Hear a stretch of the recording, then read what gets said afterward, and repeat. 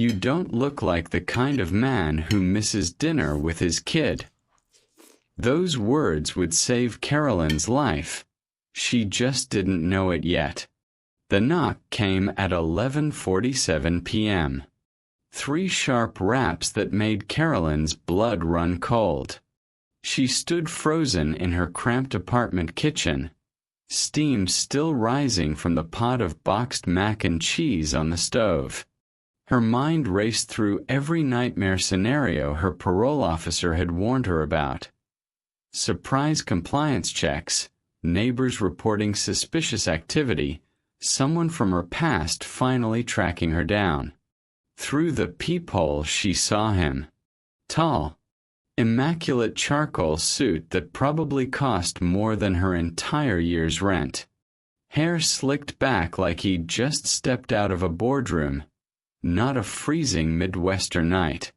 And clinging to his coat, a little girl no more than 7 with hollow eyes that had seen too much.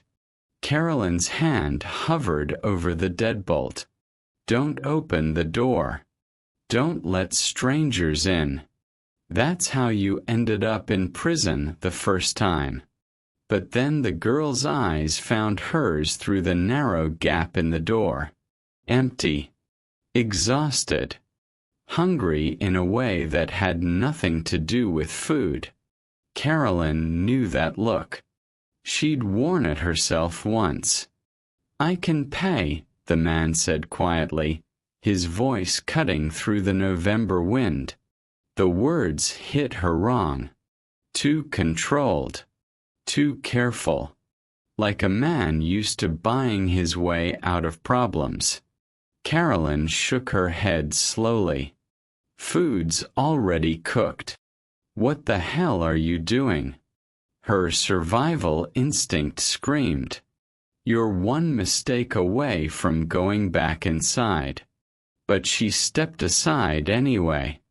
The man carried the girl across the threshold like she was made of glass. As he passed, Carolyn caught the scent of expensive cologne mixed with something else. Fear, maybe. Or exhaustion that money couldn't wash away. And that's when she noticed his hands. Too steady. Too aware. The way his eyes swept her apartment in 3 seconds flat. Cataloging exits, windows, blind spots. The subtle bulge under his left arm that could only be one thing. "Who the hell are you?" she thought.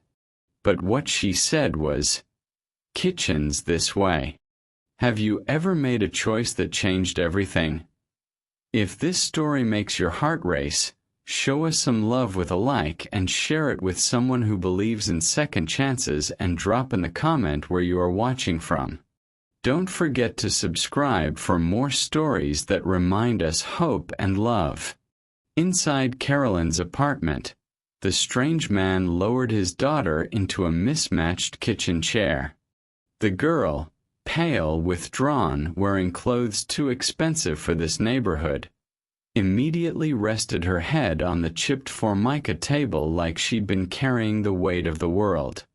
Carolyn ladled mac and cheese into blue ceramic mugs, the only dishes she owned that didn't have cracks.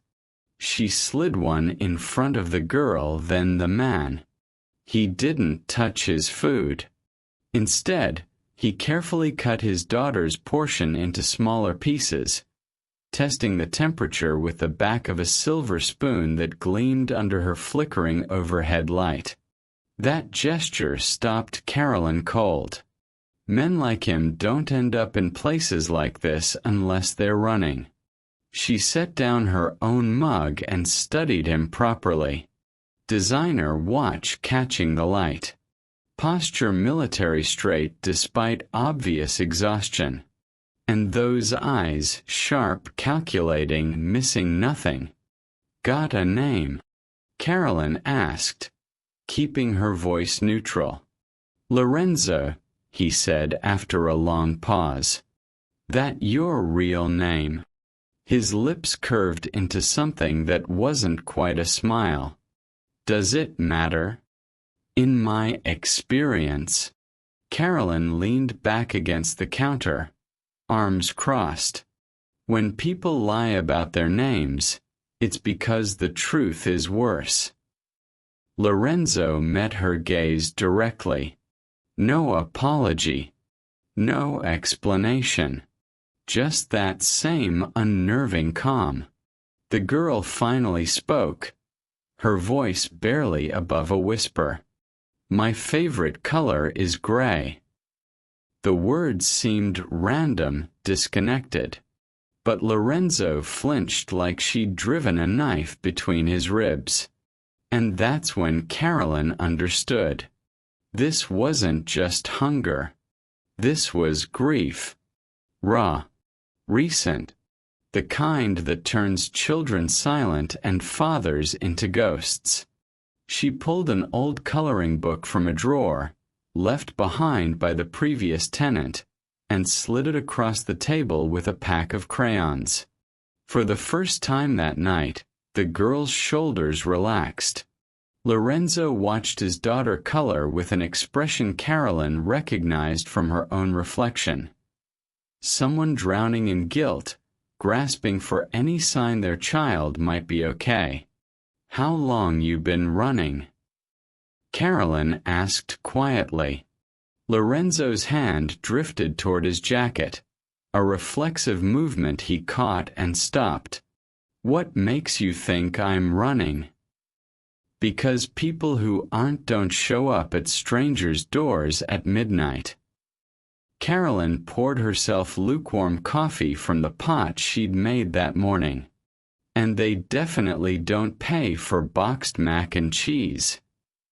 Outside, a car engine idled too long at the curb. Lorenzo's entire body tensed, his hand completing that motion toward his jacket this time. Carolyn saw it clearly now, the outline of a weapon she'd pretended not to notice. Friend of yours? She asked, her pulse quickening. No. Lorenzo stood slowly, positioning himself between his daughter and the window. Stay here. But Carolyn was already at the blinds, peeking through the gap. A black sedan. Tinted windows. Engine running. You invited danger into your home, her mind screamed. You stupid, stupid. The car pulled away. Lorenzo exhaled, but his shoulders stayed rigid. When he turned back to Carolyn, something had shifted in his eyes. Assessment.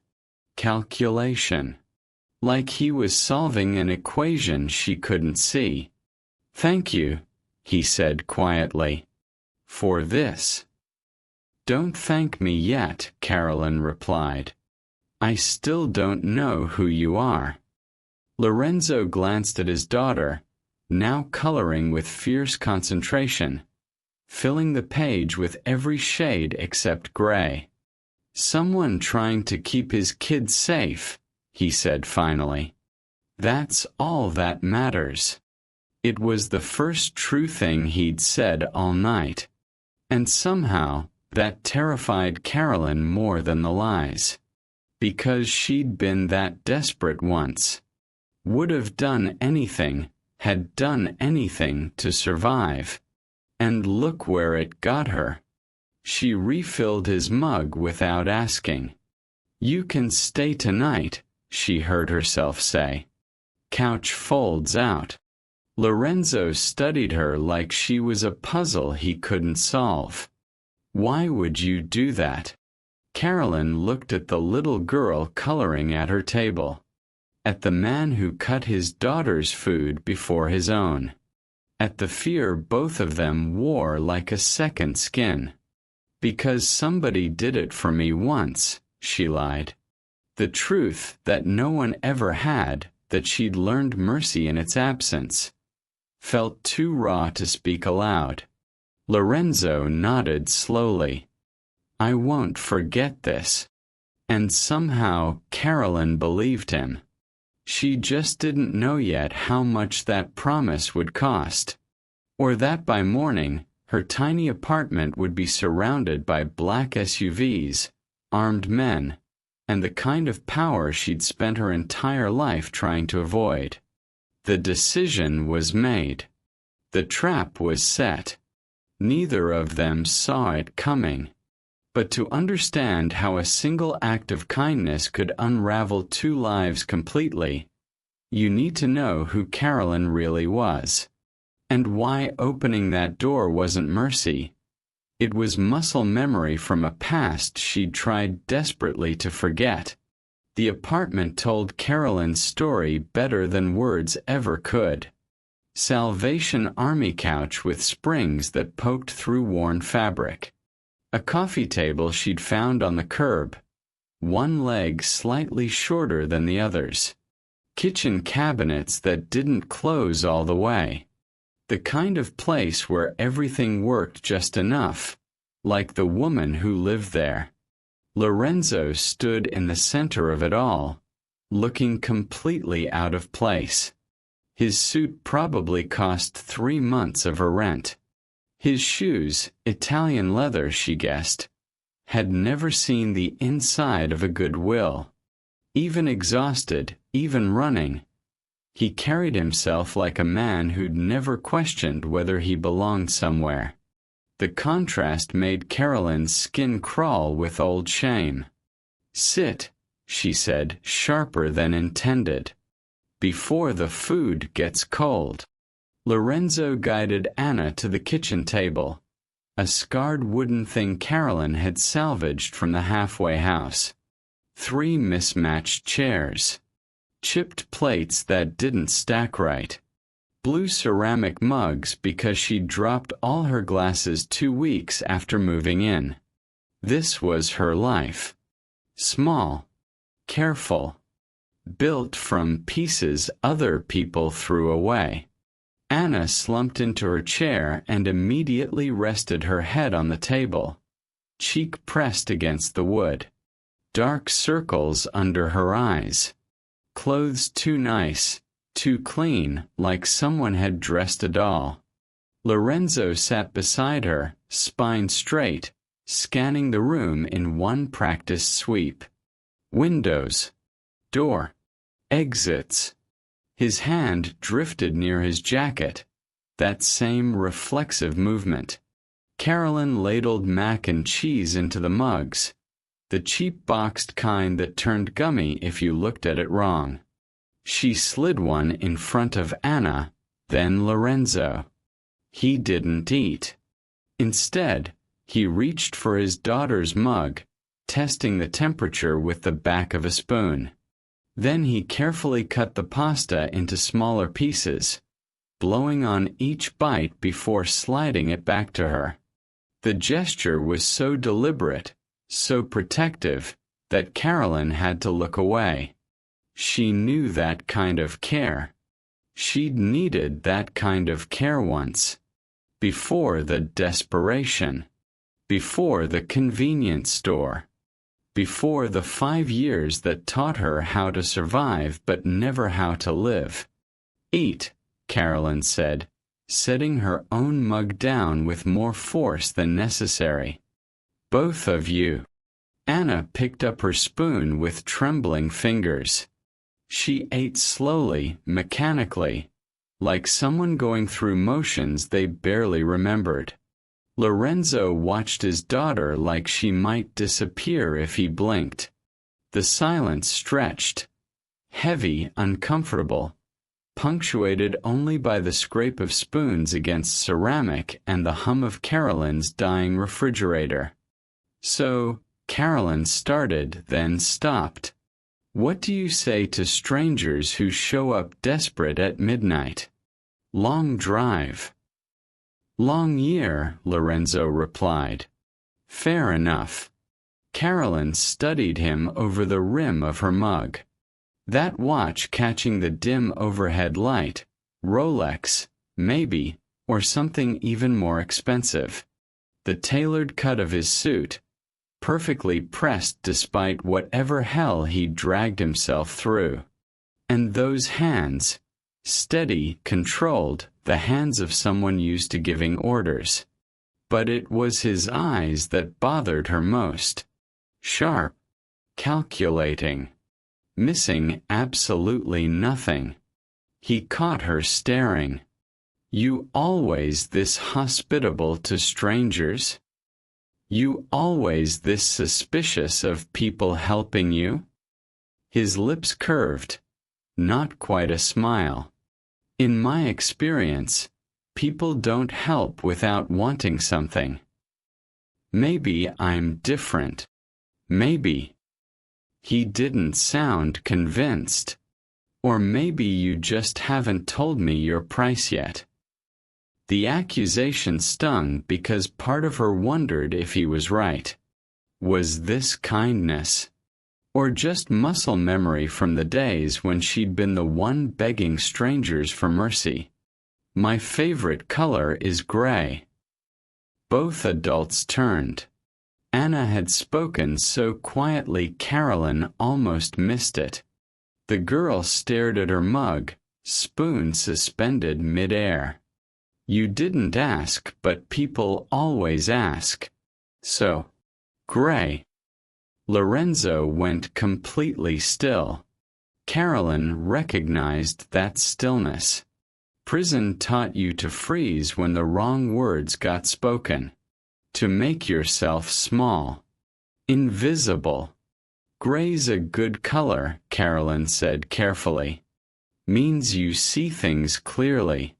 No rose-colored glasses." Anna's eyes lifted, old eyes in a young face. Eyes that had seen too much, understood too much. This wasn't a child being difficult. This was trauma speaking. Carolyn had worn that same expression once. In the county holding cell, watching her public defender shuffle papers like her life was just another case number. In prison, learning that silence kept you safer than words ever could. "I have some crayons," Carolyn heard herself say. "And a coloring book. Somewhere." She rummaged through a drawer, pulling out a ratty book left by the previous tenant and a pack of crayons missing half the colors. Anna took them like they were made of gold.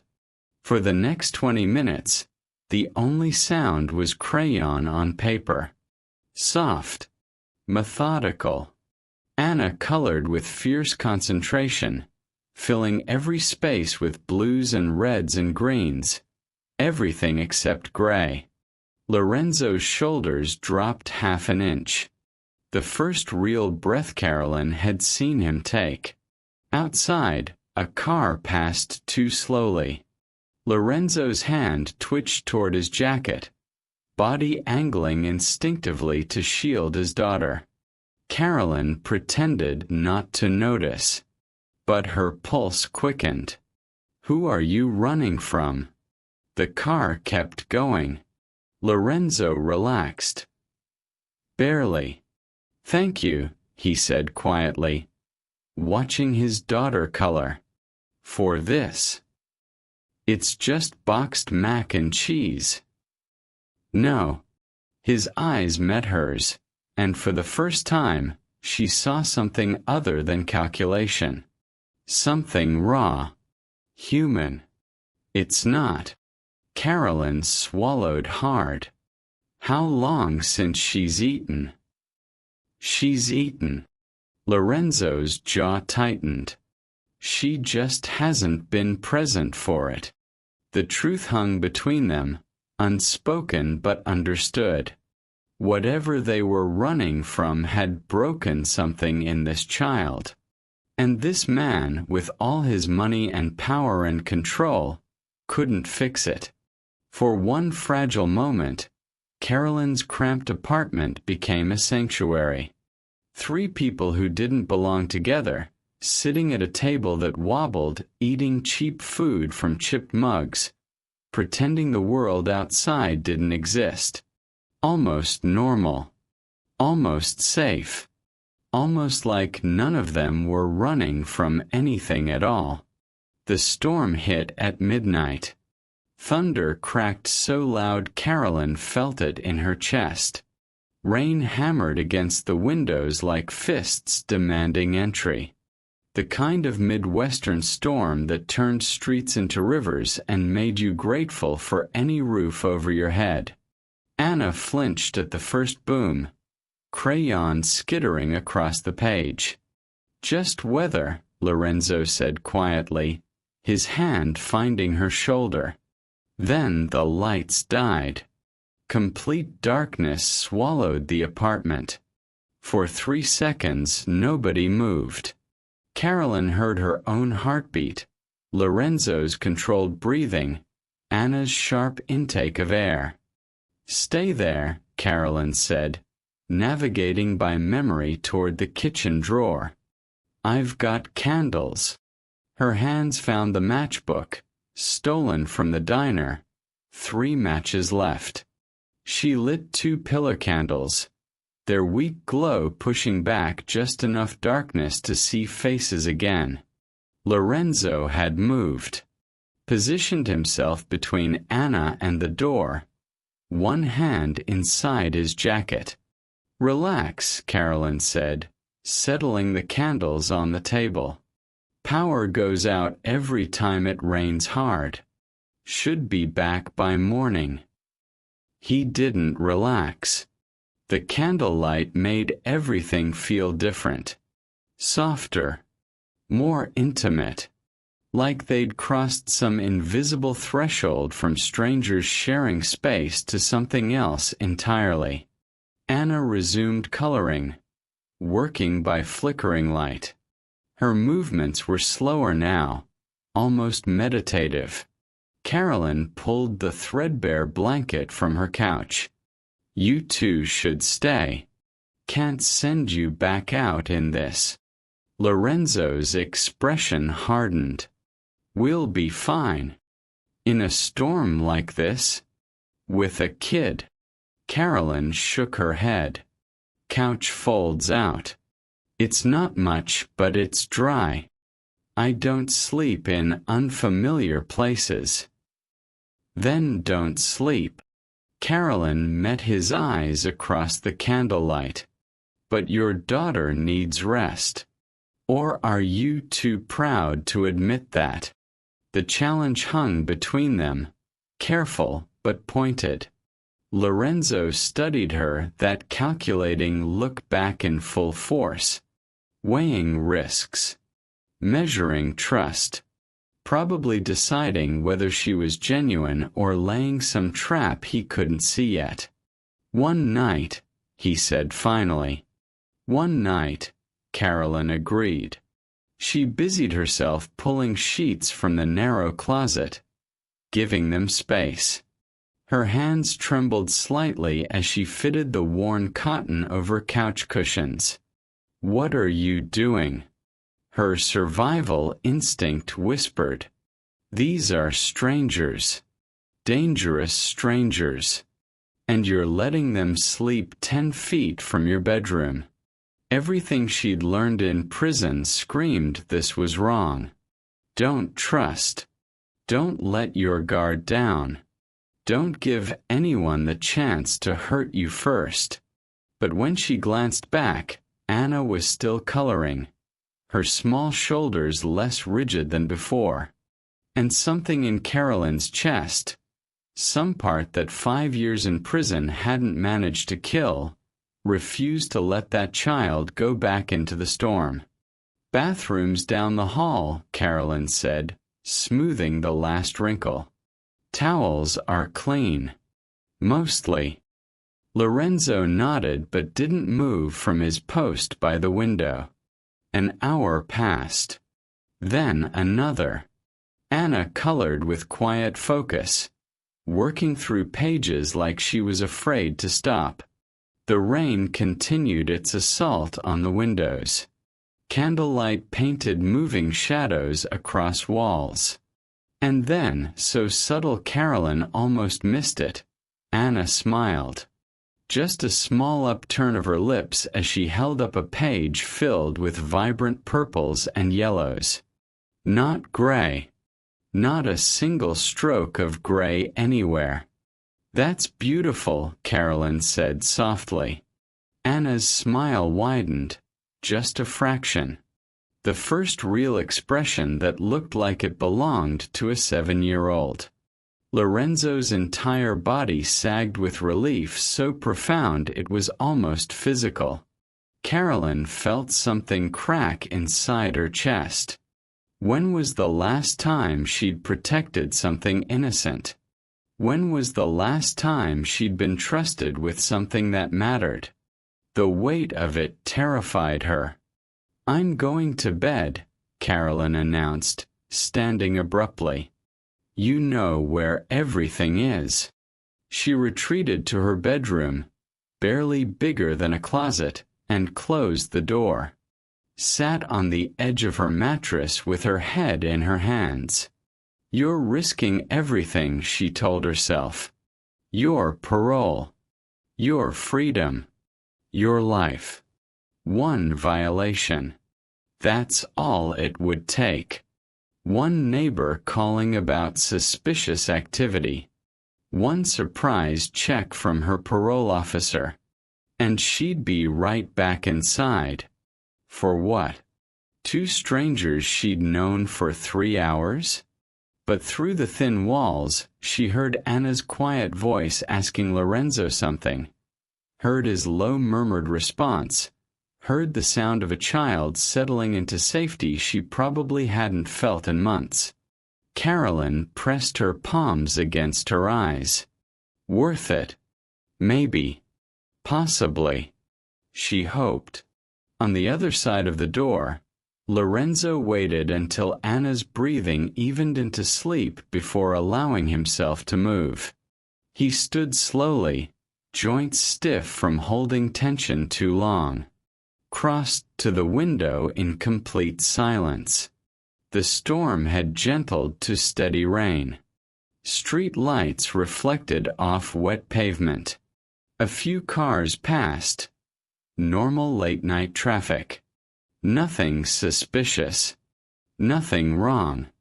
But Lorenzo didn't move from his position. He studied Carolyn's apartment with new eyes. The careful way everything was organized. No clutter. No waste. The discipline of someone who'd lived in small spaces where every inch mattered. Her restraint, too. The way she'd challenged him but kept boundaries. Fed them but asked no invasive questions. Offered shelter but maintained distance. Prison habits. He recognized them because he'd seen them before. In soldiers, bodyguards, anyone who'd learned survival in confined spaces with dangerous people. This woman had done time. Recently, judging by how fresh the patterns still were. And yet she'd opened her door. Shared her food. Given them her couch. Why? Lorenzo filed the question away for later examination. For now, he positioned himself where he could see both the front door and his daughter. Back against the wall. Hand near his weapon. The candles burned low, then lower, then guttered out. Darkness reclaimed the apartment. Lorenzo didn't sleep. He never did. But for the first time in longer than he could remember, the darkness felt less heavy. The silence less threatening. Outside, the storm finally broke. Inside, 3 people who shouldn't have trusted each other rested in a fragile pocket of safety that couldn't last. Dawn was coming. And with it, everything would change. Morning light filtered through cheap curtains, turning Carolyn's apartment gray gold. She woke to silence, the dangerous kind. The kind that made her check the living room before her coffee. Half expecting empty couch cushions and a note of apology that would never come. But Anna was there, curled under the blanket like a question mark. And Lorenzo sat in the same position he'd probably held all night. Back against the wall, eyes on the door, looking sharp despite zero sleep. Their eyes met across the dim room. "Coffee?" Carolyn offered. "Please." She moved into the kitchen, muscle memory guiding her through the morning routine. Cheap grounds. Tap water. The same ritual she'd performed every day since her release, finding comfort in repetition. Anna stirred, sitting up slowly. Her hair stuck up at odd angles, the most normal she'd looked since arriving. "Hungry?" Carolyn asked. The girl nodded. "Cartoons are on Channel 7, Carolyn said, gesturing toward the ancient TV. "Remote's on the table." Anna's eyes widened slightly, the first spark of something like childhood excitement. She scrambled for the remote, flipping channels until bright colors and cheerful voices filled the room. Lorenzo watched his daughter with an expression that made Carolyn's chest tight. "Eggs okay?" she asked, pulling a carton from the fridge. "That's pretty much all I've got for breakfast." "Eggs are fine." Carolyn cracked 4 into her one decent pan, the sizzle loud against the cartoon soundtrack. She moved efficiently. Prison habits again, never wasting motion or time. The coffee percolated. Eggs turned golden. Anna laughed at something on the screen, a sound so unexpected that both adults froze. It was the first time Carolyn had heard her laugh. Lorenzo's face did something complicated. Relief mixed with pain mixed with hope so fragile it looked like it might shatter. Then his entire body went rigid. Carolyn caught it immediately. The way his head tilted, listening. The way his hand drifted toward his jacket. Every muscle locked into combat-ready stillness. "What?" she started. "Shoo." Outside, an engine idled. Low.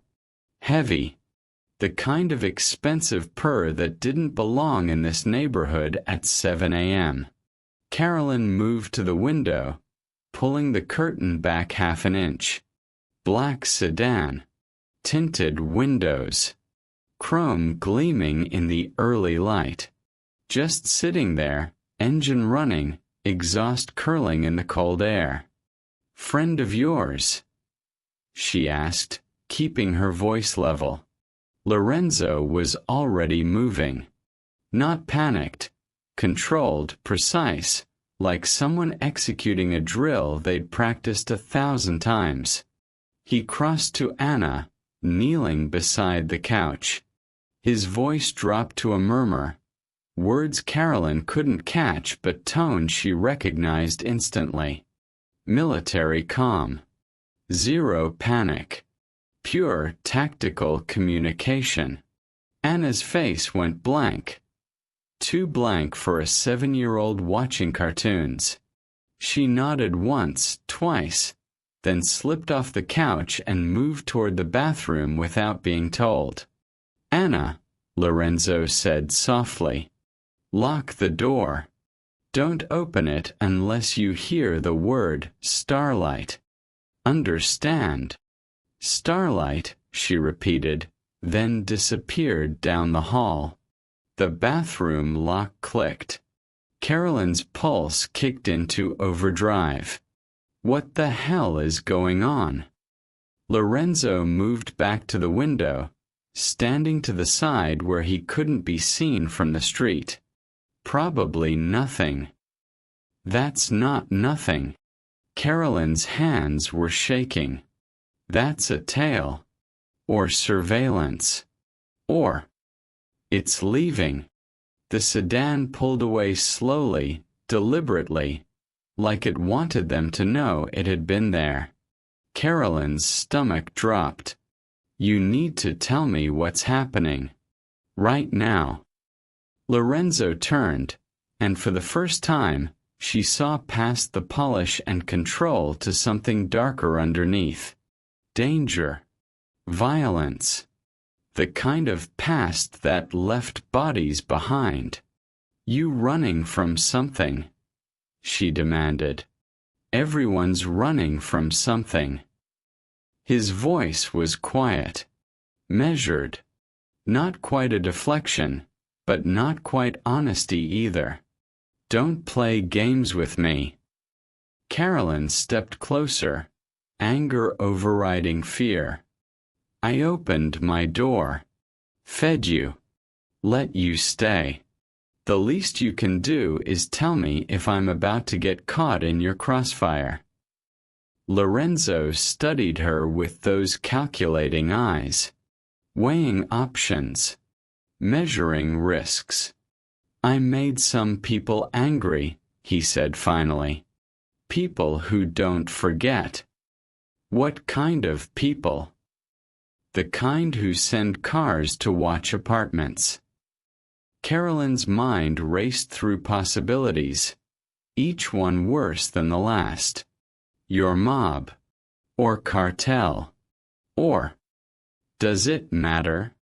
Yes, she snapped.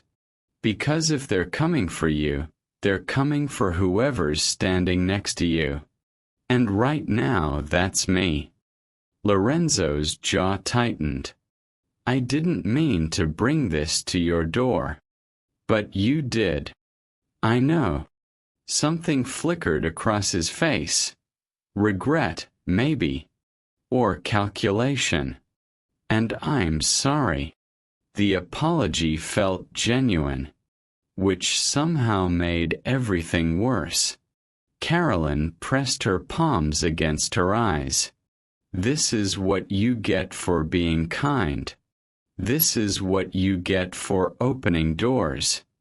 How long until they come back? She asked. I don't know. Are they coming back? Lorenzo's silence was answer enough. From the bathroom, they heard water running. Anna washing her hands, following protocols that no child should have to know. You need to leave, Carolyn said. Both of you. Before. The sound cut through everything else. Deep. Powerful. Multiple engines in perfect sync. Lorenzo's face went cold. Too late.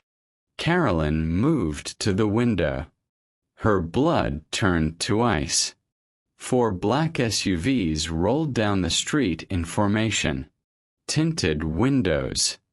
No plates visible. Moving with military precision toward her building. Oh God, she whispered. Oh God, oh God. Lorenzo's hand found her shoulder. Firm, grounding.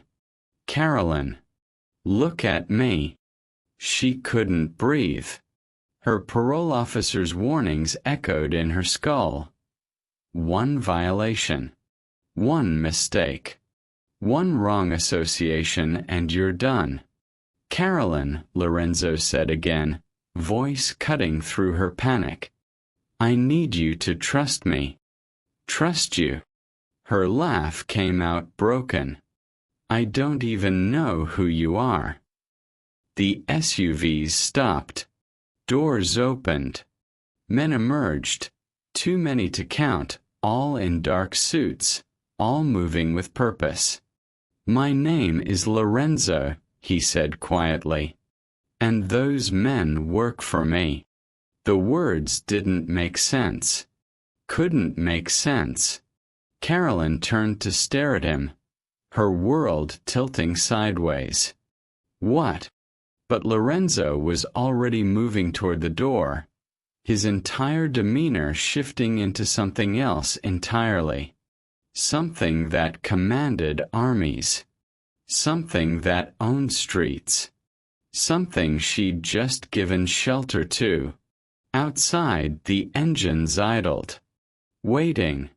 4 black SUVs. Chrome gleaming. engines purring like predators. Carolyn's vision tunneled. No. No, no, no. The world tilted sideways, and suddenly she wasn't in her apartment anymore. County intake. Fluorescent lights so bright they burned. Metal table cold against her cuffed wrists. Inmate 847362. Look at the camera. I have a name. You're a number now. Turn to the left. The jumpsuit smelled like industrial detergent and other people's fear. They took her clothes, her shoes, her jewelry, a cheap necklace her mother gave her before she died. Remove all personal effects. Personal effects. Like she was already dead. They processed her like meat. Weighed her. Measured her. Printed her. Photographed her from every angle.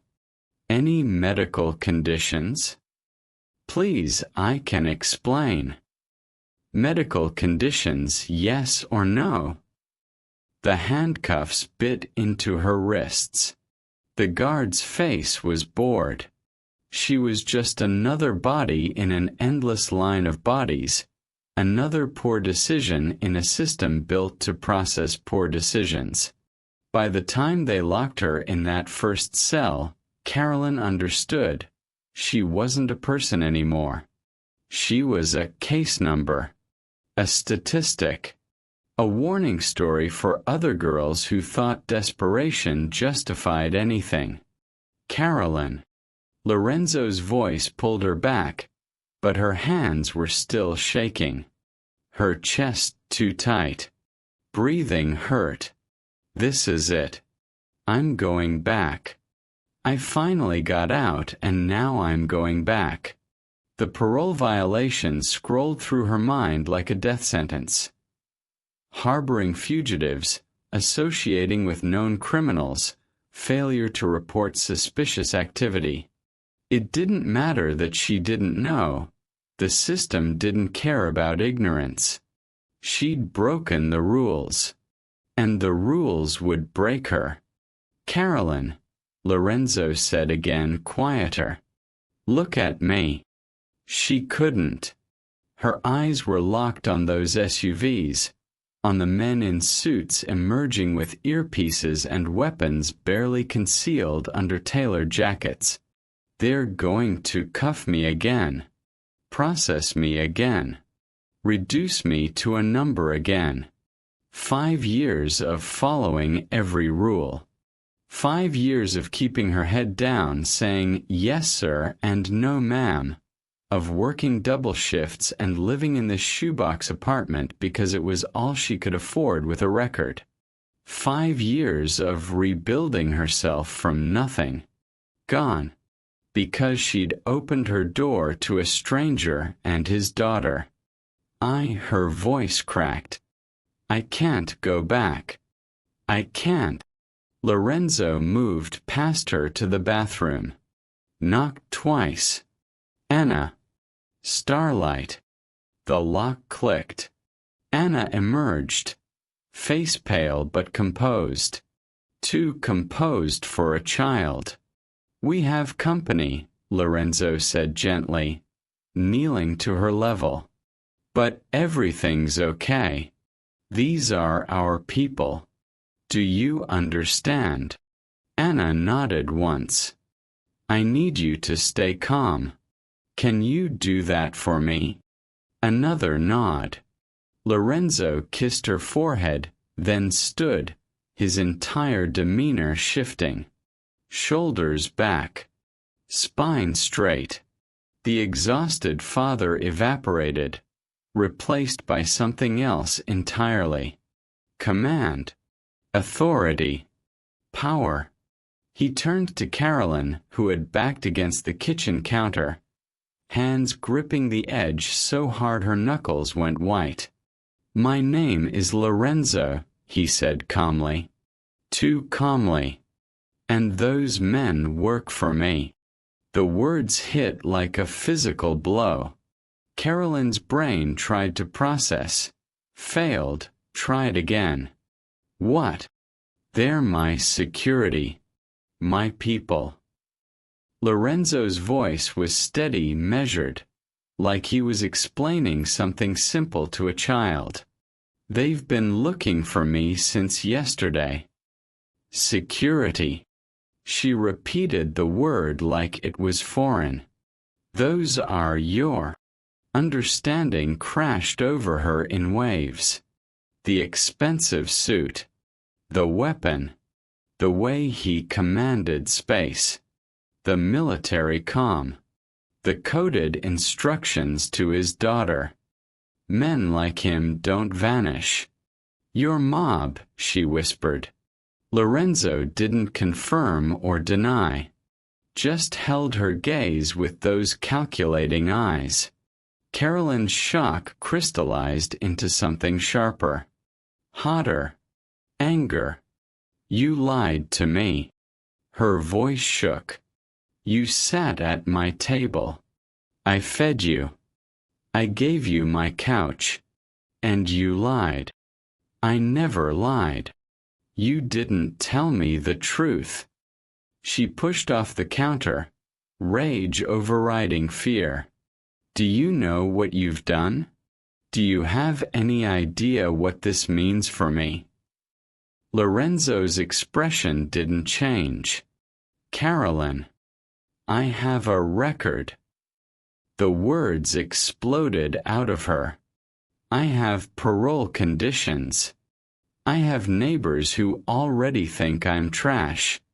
And now there are 4 SUVs outside my apartment with armed men who work for a... She stopped, unable to say it. A criminal, Lorenzo finished quietly. Yes. Tears burned behind her eyes, but she refused to let them fall. I opened my door. That's all I did. And now I'm ruined. Finished. Done. The men outside weren't moving. Just waiting. Silent. Patient. Like wolves. Anna stood frozen by the bathroom, watching with those old eyes that had seen too much. Carolyn forced herself to breathe, to think past the panic. She could beg, plead with them, explain she didn't know. Maybe they'd believe her. Maybe they'd let her go with a warning. Maybe. But the county intake flashed through her mind again. The fluorescent lights, the handcuffs, the board guard's face, and something hard settled in her chest. She'd spent 5 years begging the system for mercy. 5 years proving she was more than her worst decision. 5 years rebuilding her life from rubble. She was done begging. Get out, Carolyn said, voice cold and level. Take your daughter. Take your men. And get out of my home. Lorenzo studied her, really studied her, like he was seeing her clearly for the first time. You're not afraid, he said. I'm terrified. Carolyn met his eyes without flinching. But I'm more angry than scared. So get out. For a long moment, neither of them moved. Outside, the SUVs idled. Engines purring. Men waiting for orders that hadn't come. Anna's small voice broke the silence. Papa. Lorenzo's jaw tightened. Something flickered across his face. Respect, maybe. Or recognition. They'll wait as long as I tell them to, he said finally. I don't care. Carolyn's hands were still shaking, but her voice held. They can wait forever. You're still leaving. Lorenzo nodded slowly. Okay. He moved toward Anna, taking her hand. Crossed to the door with that same controlled grace. His hand on the knob, he paused. "Thank you," he said quietly. "For the shelter, the food, the kindness." Carolyn said nothing. Lorenzo opened the door. And outside, 4 black SUVs full of dangerous men waited in perfect silence. For him. Lorenzo's hand froze on the doorknob. Outside, the men waited. Inside, his daughter's small fingers tightened around his. He closed the door. Carolyn's heart slammed against her ribs. "What are you doing?" "You deserve an explanation." Lorenzo's voice was quiet, but it carried weight. Authority. The kind that made people listen even when they didn't want to. "I don't want your explanations. I want you gone." 5 minutes. He guided Anna to the couch, then turned back to Carolyn. "Then we'll leave. You have my word." "Your word." She laughed. Sharp, bitter. Like that means anything. Lorenzo absorbed the hit without flinching. Fair enough. He moved to the window, keeping to the side, watching the street. When he spoke, his voice was different. Stripped of charm. Stripped of deflection. Raw. 3 weeks ago, someone in my organization decided I'd lived long enough, he said. Someone I trusted. Someone I considered family. Carolyn stayed pressed against the kitchen counter, arms crossed. "And I'm supposed to feel sorry for you?" "No." Lorenzo's reflection in the window was ghostly.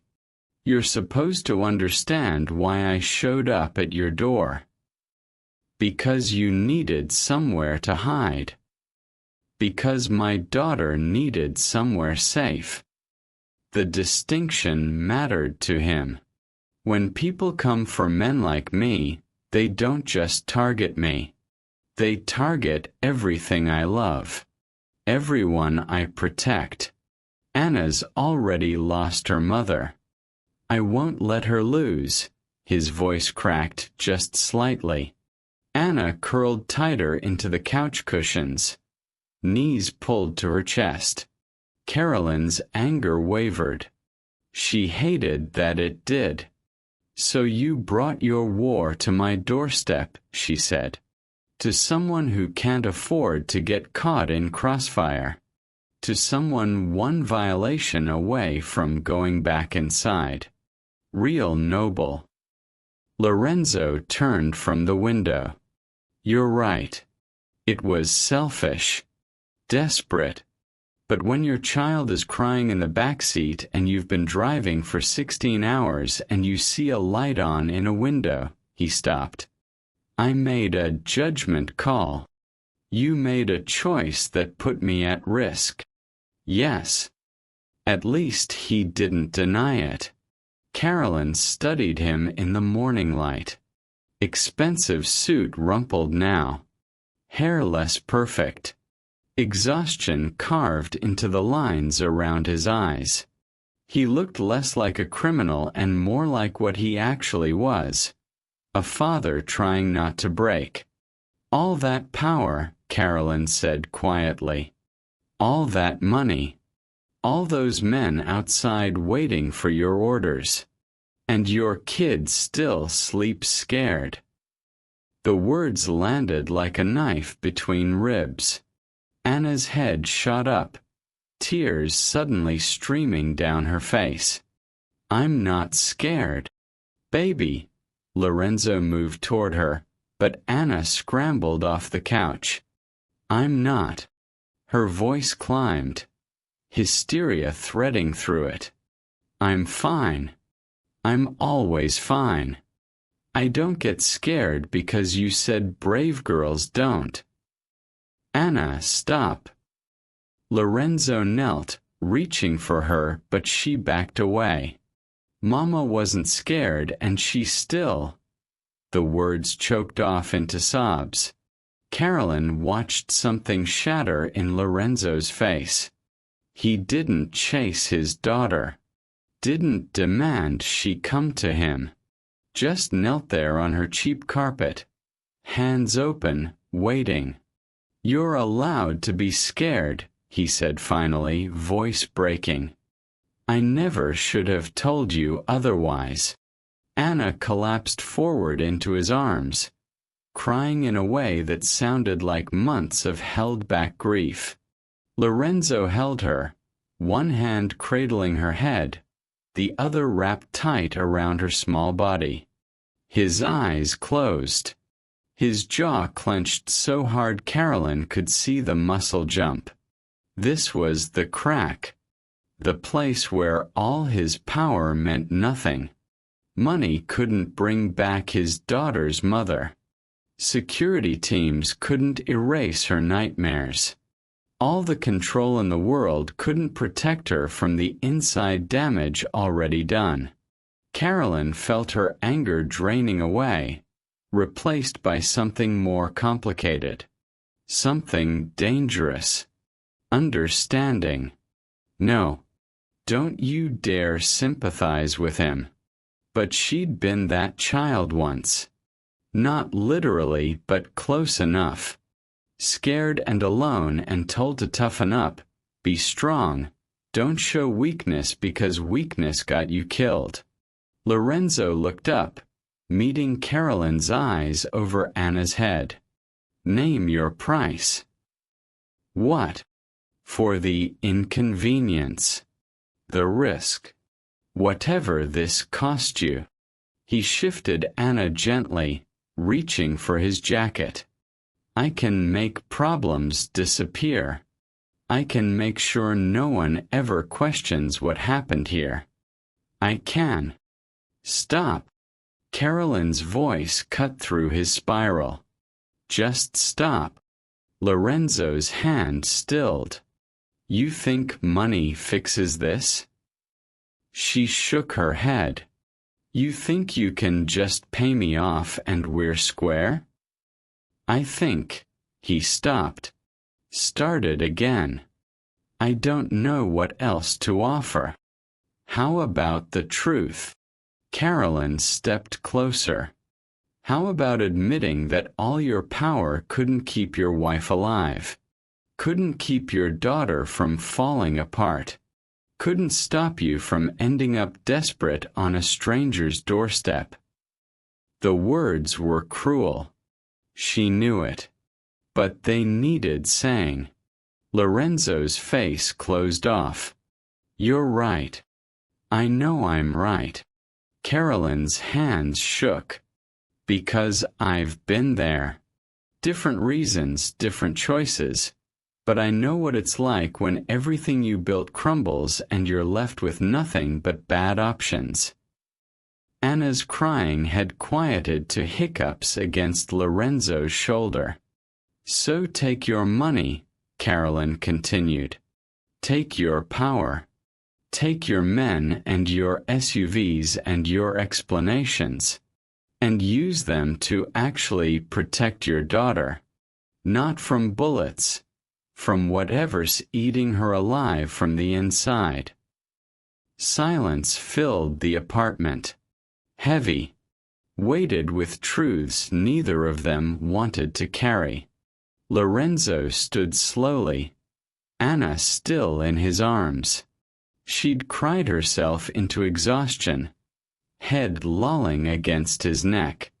"You're right about everything," he said quietly. "About all of it." He moved toward the door again. This time, Carolyn didn't stop him. But at the threshold he paused. Those men outside. Lorenzo's voice was different now. Quieter. Human. "I'm going to tell them to stand down. To go back. To stop the hunt." Carolyn frowned. "Why?" "Because a woman who owes me nothing just told me the truth no one else would." He adjusted Anna's weight in his arms. And because maybe mercy matters more than revenge. He opened the door and stepped out into the morning light. Carolyn stood in her doorway, watching. Lorenzo descended the steps. The men moved forward immediately. Weapons visible now, questions forming. He raised one hand. They stopped.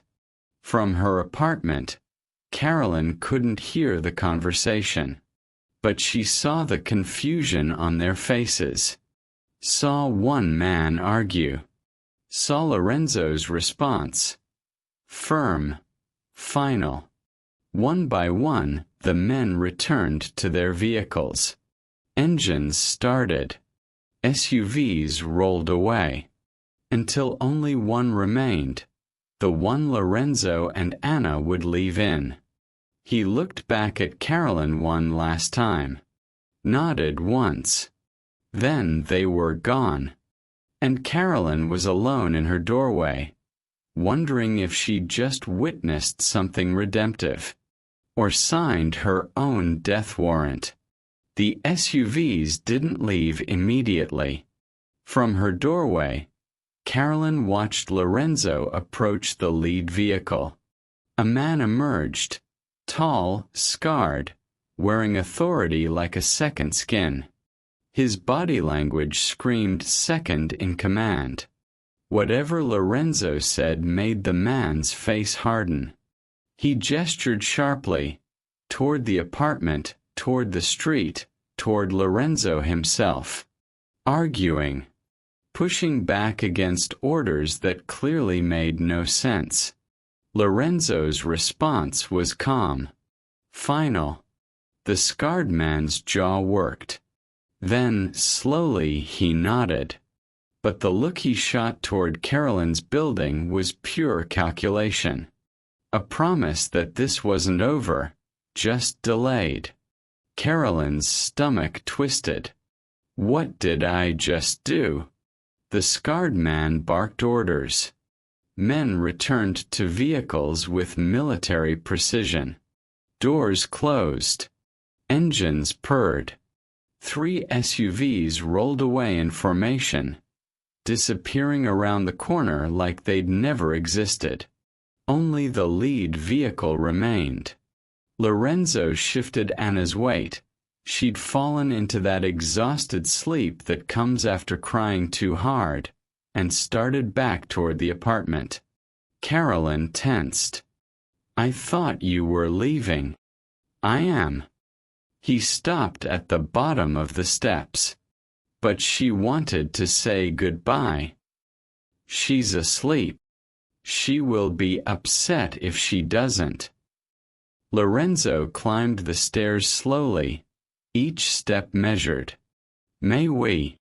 Carolyn should have said no. Should have closed the door and locked it and pretended the last 12 hours never happened. Instead, she stepped aside. Lorenzo entered carefully, like he was navigating a minefield. He settled onto the couch, Anna still curled against his chest. Anna, he murmured. Sweetheart. The girl stirred, blinking slowly. Confused. Then her eyes focused and something like panic flashed across her face. We're leaving. Her voice was small. Yes. But. Anna looked around the cramped apartment like she was memorizing it. The chipped table. The flickering TV. The coloring book still open on the cushions. I didn't say thank you. You don't need to, Carolyn started. But Anna was already scrambling out of Lorenzo's arms, crossing the room in bare feet. She stopped in front of Carolyn, small hands twisted together. Thank you for the food, Anna said carefully, like she'd been taught proper manners. And the coloring book. And letting us stay. Carolyn's throat tightened. You're welcome. Anna hesitated, then stepped forward and wrapped her arms around Carolyn's waist. The hug was sudden, desperate, the kind that came from a child who'd forgotten what safety felt like until she'd stumbled into it by accident. Carolyn stood frozen for 3 heartbeats. Then her hands moved, one on Anna's back, one cradling her head, holding her the way she wished someone had held her when she was young and scared and alone. "You're gonna be okay," Carolyn whispered. Anna nodded against her stomach but didn't let go. Lorenzo watched from the couch, his expression unreadable. But his hands were clenched tight on his knees, and Carolyn realized this was costing him something. Letting his daughter attach to someone. Letting her feel safe somewhere he couldn't control. Trust. From a man who probably hadn't trusted anyone in years. Finally, gently, Carolyn eased Anna back. "You should go with your dad now." Anna nodded, swiping at her eyes. She crossed back to Lorenzo, who stood and lifted her into his arms like she weighed nothing. "The men who left," Carolyn said quietly. "The ones you sent away." Lorenzo met her eyes. They wanted to tie up loose ends. Her blood chilled. Loose ends meaning you. His voice was flat, honest. "They thought you were a liability. Someone who could talk. Someone who saw too much. And you told them no." "I told them no." "Why?" Carolyn needed to understand. "Men like you don't show mercy. It's weakness. It's necessary." Lorenzo adjusted Anna's weight. "My second-in-command doesn't understand that yet. He thinks revenge is always the answer. That fear is the only currency that matters. But you don't." "I used to." Something flickered across his face. Regret, maybe, or exhaustion too deep to measure. "But my daughter just hugged a stranger with more genuine affection than she's shown anyone in months. Including me." The admission hung between them. "That's worth more than revenge," Lorenzo said quietly. "That's worth stopping. Worth changing course. Worth showing mercy even when it looks like weakness." Carolyn didn't know what to say. Didn't know if she believed him. Didn't know if this was redemption or just another calculated move from a man who played chess with human lives. But she recognized the weight in his voice. The cost of choosing differently than instinct demanded. She'd made similar choices. In prison, when she could have hurt people who hurt her first but didn't. After release, when she could have slipped back into old patterns but chose the harder road instead. Mercy wasn't weakness. And Carolyn was alone in her doorway, wondering if she'd just witnessed something redemptive, or signed her own death warrant.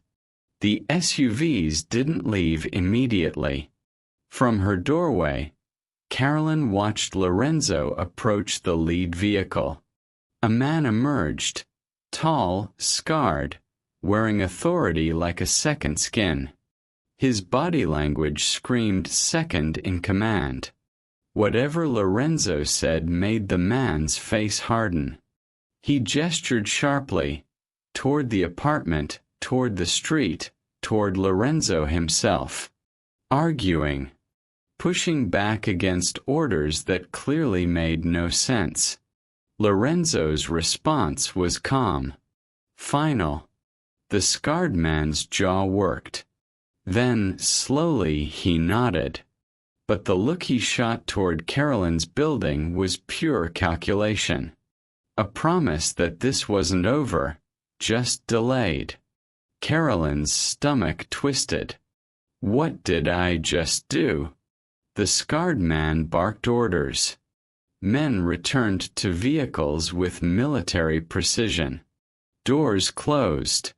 Engines purred. 3 SUVs rolled away in formation, disappearing around the corner like they'd never existed. Only the lead vehicle remained. Lorenzo shifted Anna's weight. She'd fallen into that exhausted sleep that comes after crying too hard, and started back toward the apartment. Carolyn tensed. I thought you were leaving. I am. He stopped at the bottom of the steps. But she wanted to say goodbye. She's asleep. She will be upset if she doesn't. Lorenzo climbed the stairs slowly, each step measured. May we? Carolyn should have said no. Should have closed the door and locked it and pretended the last 12 hours never happened. Instead, she stepped aside. Lorenzo entered carefully, like he was navigating a minefield. He settled onto the couch, Anna still curled against his chest. Anna, he murmured. Sweetheart. The girl stirred, blinking slowly. Confused. Then her eyes focused and something like panic flashed across her face. We're leaving. Her voice was small. Yes. But. Anna looked around the cramped apartment like she was memorizing it. The chipped table. The flickering TV. The coloring book still open on the cushions. I didn't say thank you. You don't need to, Carolyn started. But Anna was already scrambling out of Lorenzo's arms, crossing the room in bare feet. She stopped in front of Carolyn, small hands twisted together. Thank you for the food, Anna said carefully, like she'd been taught proper manners. And the coloring book. And letting us stay. Carolyn's throat tightened. You're welcome. Anna hesitated, then stepped forward and wrapped her arms around Carolyn's waist. The hug was sudden, desperate, the kind that came from a child who'd forgotten what safety felt like until she'd stumbled into it by accident. Carolyn stood frozen for 3 heartbeats. Then her hands moved, one on Anna's back, one cradling her head, holding her the way she wished someone had held her when she was young and scared and alone. You're gonna be okay, Carolyn whispered. Anna nodded against her stomach but didn't let go. Lorenzo watched from the couch, his expression unreadable. But his hands were clenched tight on his knees, and Carolyn realized this was costing him something. Letting his daughter attach to someone. Letting her feel safe somewhere he couldn't control. Trust. From a man who probably hadn't trusted anyone in years. Finally, gently, Carolyn eased Anna back. You should go with your dad now. Anna nodded, swiping at her eyes.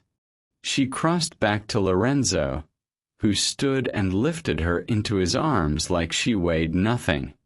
The men who left, Carolyn said quietly. The ones you sent away. Lorenzo met her eyes. They wanted to tie up loose ends. Her blood chilled. Loose ends meaning. You. His voice was flat. Honest. They thought you were a liability. Someone who could talk. Someone who saw too much. And you told them no. I told them no. Why? Carolyn needed to understand. Men like you don't show mercy. It's weakness. It's necessary. Lorenzo adjusted Anna's weight. My second-in-command doesn't understand that yet. He thinks revenge is always the answer. That fear is the only currency that matters. But you don't. I used to. Something flickered across his face. Regret, maybe, or exhaustion too deep to measure. But my daughter just hugged a stranger with more genuine affection than she's shown anyone in months. Including me. The admission hung between them. That's worth more than revenge, Lorenzo said quietly. That's worth stopping. Worth changing course. Worth showing mercy even when it looks like weakness. Carolyn didn't know what to say. Didn't know if she believed him. Didn't know if this was redemption or just another calculated move from a man who played chess with human lives. But she recognized the weight in his voice. The cost of choosing differently than instinct demanded. She'd made similar choices. In prison, when she could have hurt people who hurt her first but didn't. After release, when she could have slipped back into old patterns but chose the harder road instead. Mercy wasn't weakness. It was the hardest thing in the world.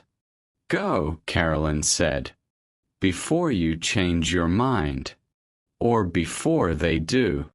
Lorenzo nodded. He moved to the door, then paused one last time.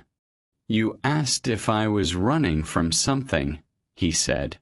The truth is, I'm trying to run toward something. A different life. For her. He didn't wait for a response. Just stepped through the door and descended the stairs. The remaining SUV's door opened. Lorenzo settled Anna into the back seat, buckled her carefully, then climbed in beside her. The engine purred to life. Carolyn watched from her doorway as the vehicle rolled away slowly, deliberately, like Lorenzo wanted to prove he wasn't fleeing. Just leaving. The street emptied. Silence rushed back in. The normal morning sounds of a working-class neighborhood. Distant traffic. A dog barking. Someone's TV too loud through thin walls. Like nothing had happened. Carolyn closed her door. Locked it. Engaged the deadbolt. Then she slid down to sit on the floor, back against the wood. Hands shaking so hard she had to press them between her knees. It's over. They're gone. You're safe. But even as she thought it, doubt crept in. That scarred man's face. The calculation in his eyes. The way he'd looked at her building like he was memorizing details for later.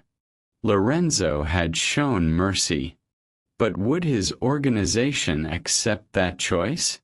Or would they come back when he wasn't looking, when his conscience wasn't watching, and tie up loose ends the way they'd always done? Carolyn sat in the returning silence of her apartment and realized something terrifying. She'd gambled her safety on the word of a Mafia boss. And there was no way to know if she'd won. Or if she'd just signed her own death warrant with a 12-hour delay. Outside, the morning continued, indifferent, ordinary, normal. Inside, Carolyn waited for the other shoe to drop.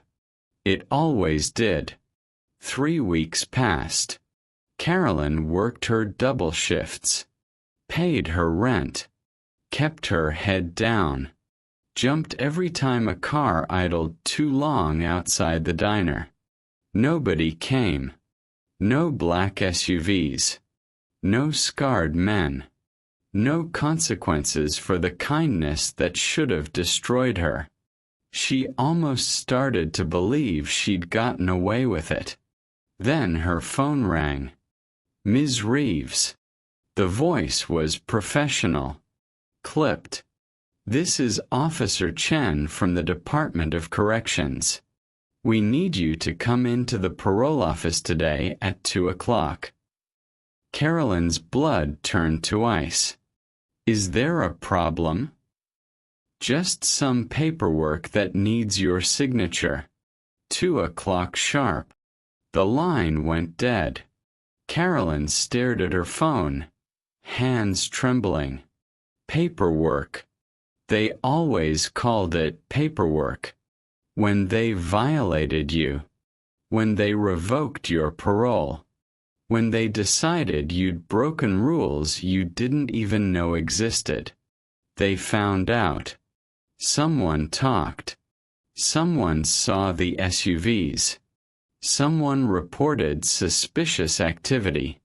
She called in sick to work, the first time in 3 years, and spent the morning pacing her apartment. Wore her most respectful clothes. Thrift store slacks, a blouse with only one small stain, shoes she'd polished until they almost looked new. The armor of someone trying to prove they deserved mercy. The parole office smelled exactly like she remembered. Disinfectant, old coffee, and desperation. Carolyn signed in at the front desk, her signature shaky. The receptionist barely glanced at her. "Room 3.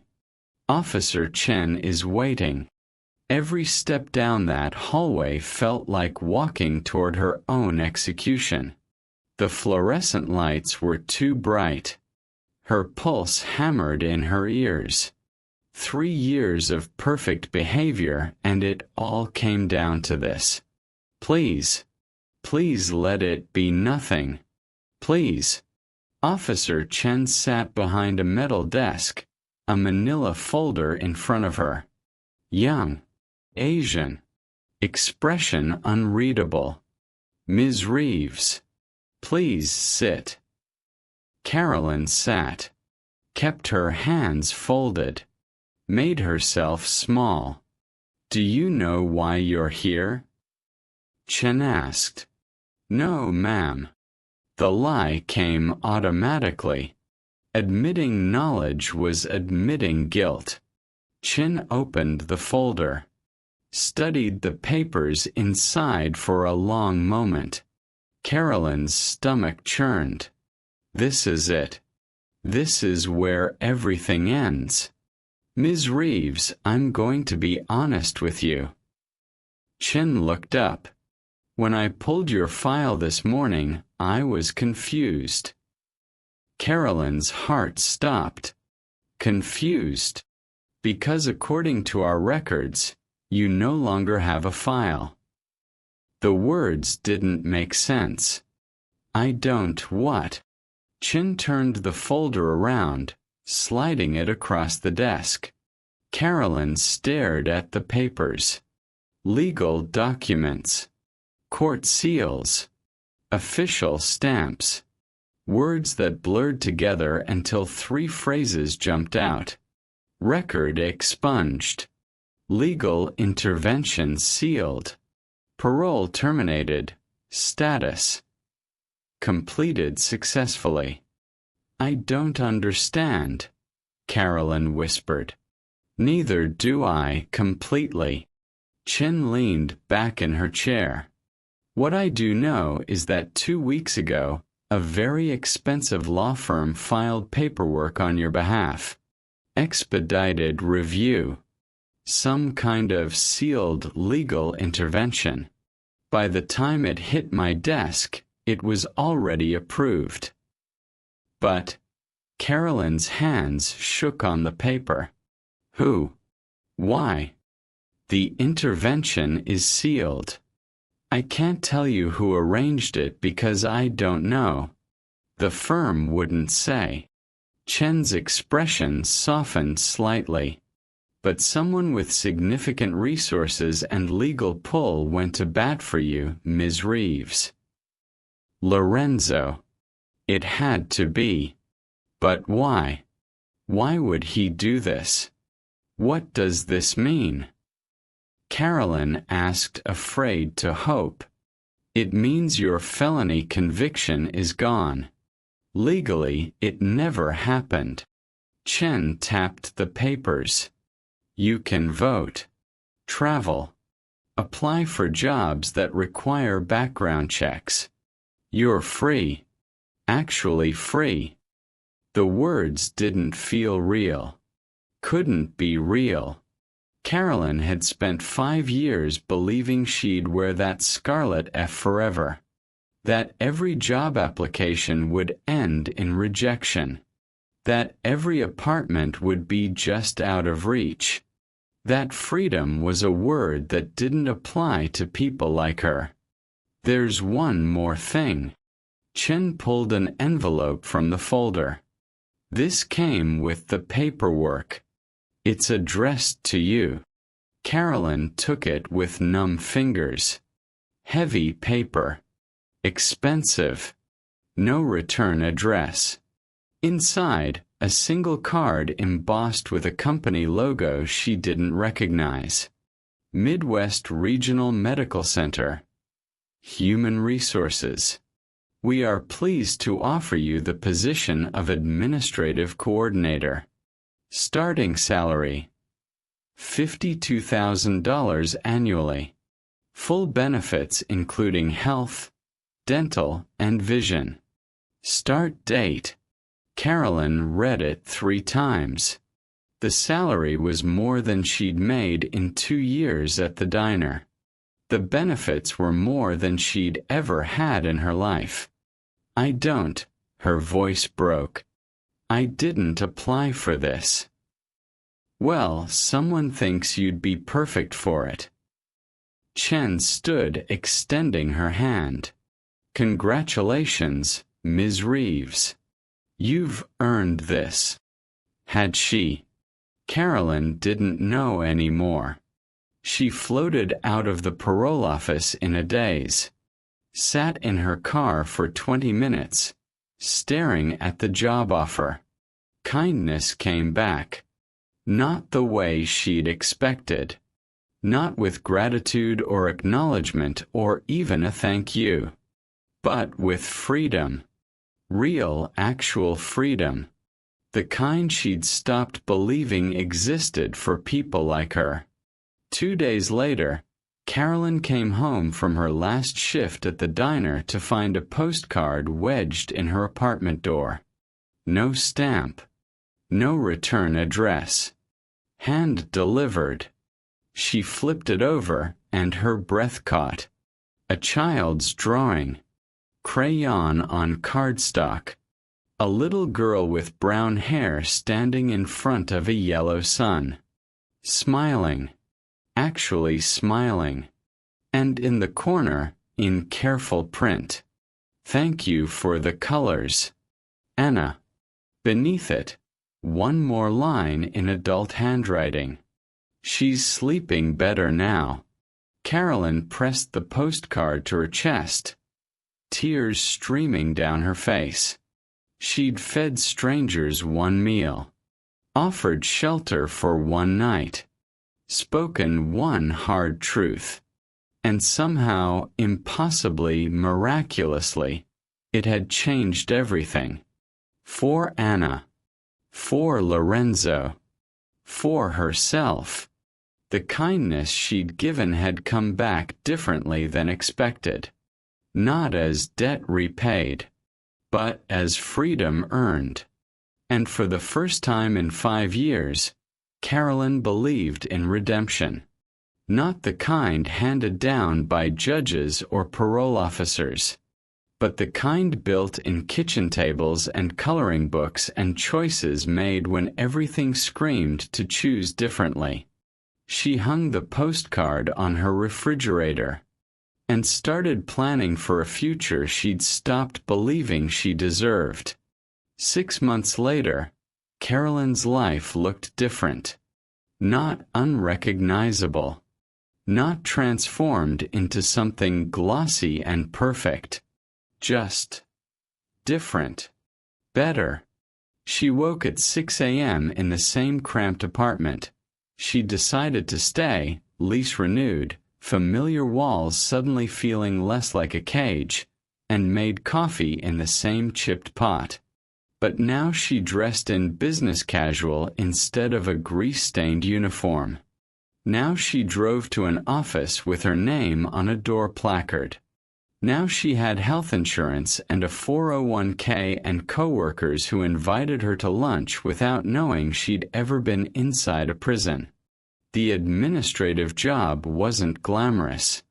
Lots of scheduling, filing, coordinating between departments. But it was steady, legitimate, the kind of work that let her sleep at night without wondering if tomorrow would be the day everything collapsed. Her new routine felt almost boring. It was the most beautiful boring she'd ever experienced. She kept Anna's first postcard on her refrigerator. The smiling girl, the yellow sun, the careful printing. But over the months, more had arrived. One every few weeks. Never with a return address. Never with more than a few words. Started school today. Papa says I can get a dog. I colored a rainbow. No gray. Each one, a small window into a life Carolyn had touched for exactly 12 hours.